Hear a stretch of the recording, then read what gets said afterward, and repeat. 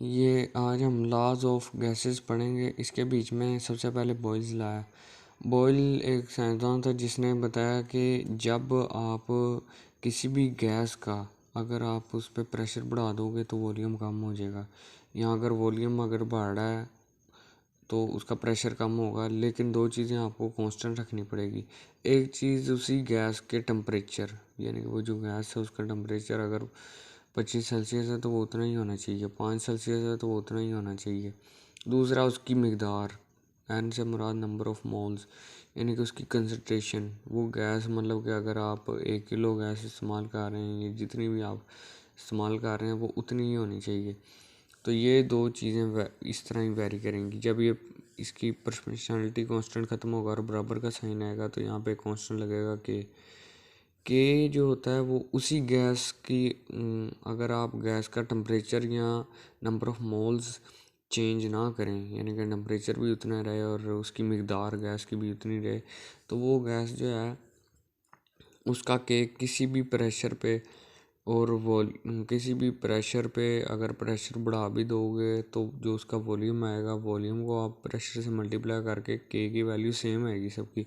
मिसाल के तौर पे आप अगर किसी भी गैस के बीच में आप उसके ऊपर प्रेशर डालते, जैसे सिलेंडर में है, सिलेंडर में आप अगर प्रेशर बढ़ा भी दोगे उसका अगर प्रेशर आप जब उसमें गैस डालते हैं सिलेंडर के बीच में तो प्रेशर उस पर बढ़ा होता है, लेकिन वॉल्यूम जो है उसका वो उतना ही रहता है।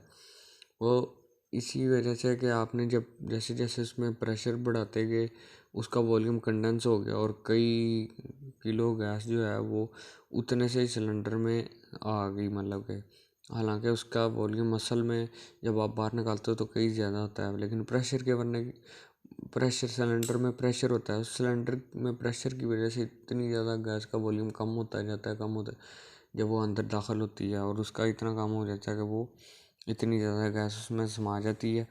तो इसमें ये जो आपके पास है प्रेशर 1, अगर आप उसमें डालो थोड़ा सा प्रेशर तो वॉल्यूम उसका जो होगा, मिसाल के तौर पे आप अगर प्रेशर बढ़ाते हो और वॉल्यूम उसका कम हो जाता है, उन दोनों को मल्टीप्लाई करो या उससे ज़्यादा बढ़ाते हो तो प्रेशर उसका और कम हो जाता है, उन दोनों को या उससे कम करते हो, जैसे मर्ज़ी आपका प्रेशर जितना मर्ज़ी हो जाए, वॉल्यूम को उससे मल्टीप्लाई करोगे तो जो के होगा वो सेम होगा, इसका भी और इसका भी।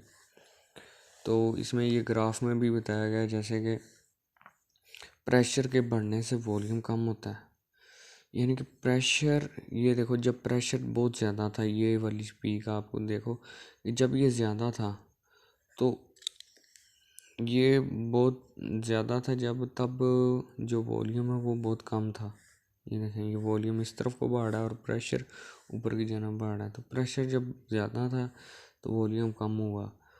आहिस्ता आहिस्ता जैसे आप प्रेशर कम करते गए वॉल्यूम बढ़ता गया, प्रेशर कम करते गए वॉल्यूम बढ़ता गया, और ऐसे ये देखें ऐसे।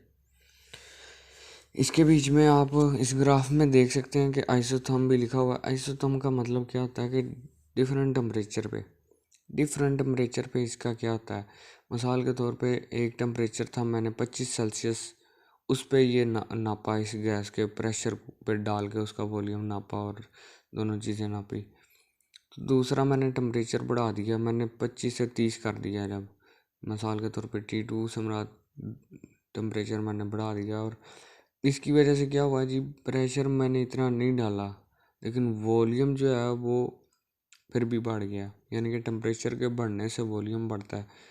प्रेशर मैंने कम नहीं किया, उतना ही है, दोनों का मतलब कि सेम है, लेकिन इसका वॉल्यूम कम इसलिए क्योंकि इस पर टेम्परेचर कम है, इसका वॉल्यूम ज़्यादा है इसलिए इस पर टेम्परेचर के बढ़ने से बढ़ता है। तो चार्ल्स लॉ तब तक सही है, जब बॉयल्स लॉ तब तक ठीक है जब तक इसका टेम्परेचर आप चेंज ना करें या नंबर ऑफ मोल्स चेंज ना करें।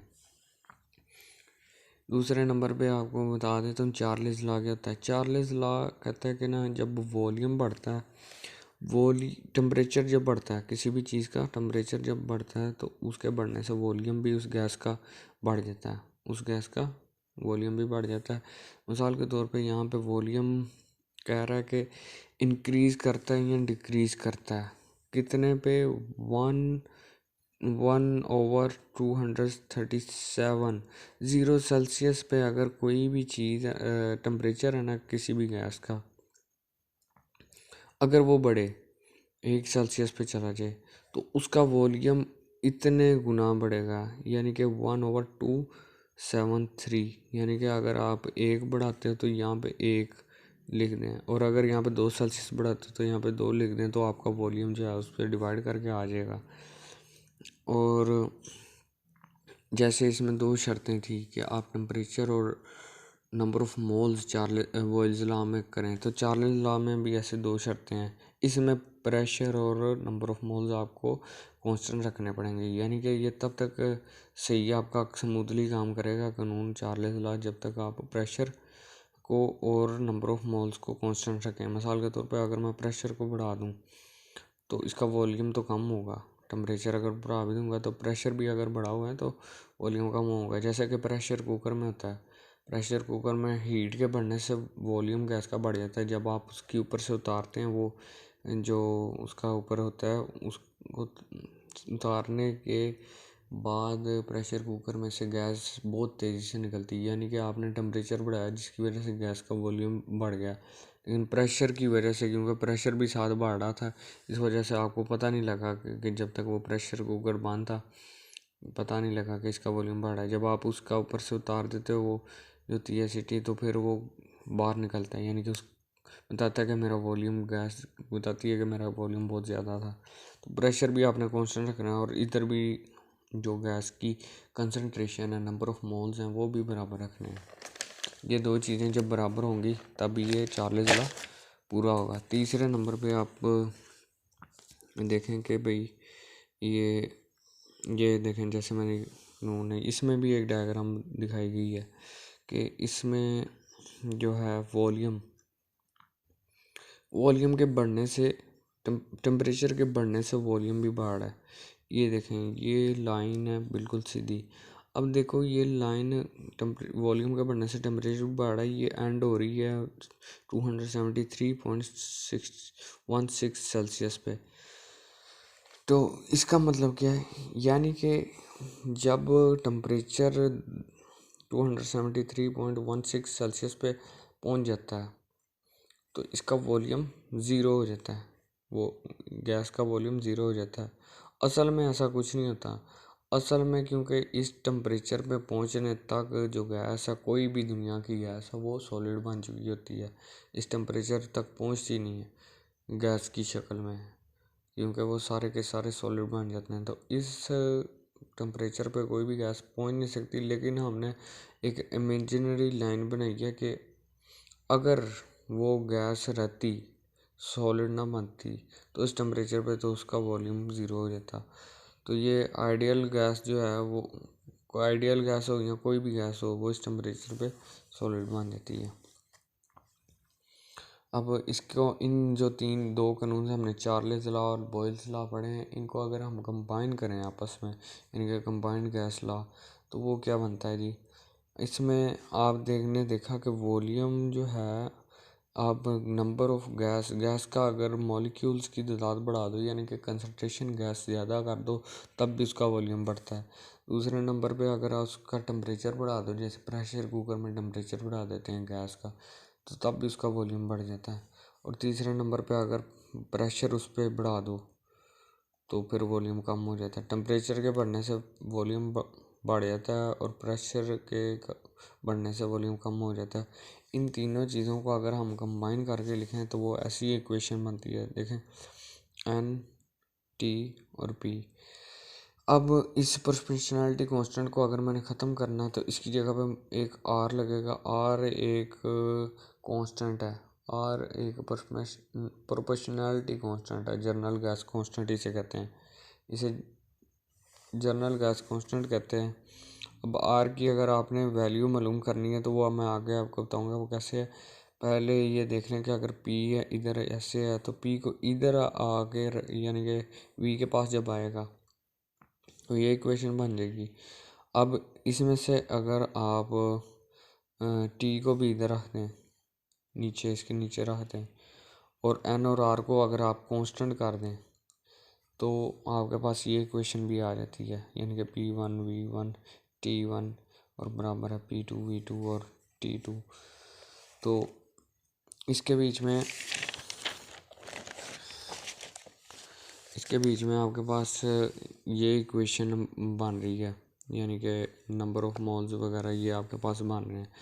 तो इसके बीच में जो है V/N मैंने लिखा है, यानी कि V को जब N के नीचे V के नीचे N जब लाया, V से मुराद वॉल्यूम, N से मुराद नंबर ऑफ मोल, तो ये मोलर मास किसी भी गैस का बनता है। Volume over mass molar concentration of gas is equal to molar mass.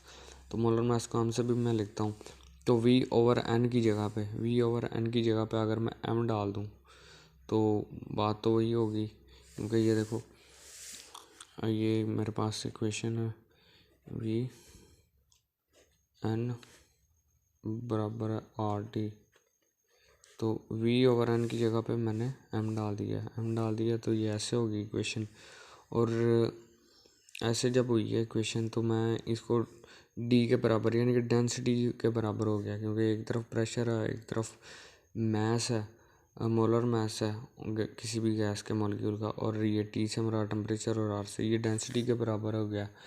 तो अगर आप R के बराबर ये जो इक्वेशन है, इसको अगर आप देखें P जो है वो फोर्स के बराबर है, फोर्स ओवर एरिया होती है, यानी कि प्रेशर होता है किसी भी एरिया में कोई फोर्स लग रही हो, और एरिया का जो है फार्मूला वो 2 बार लेंथ है।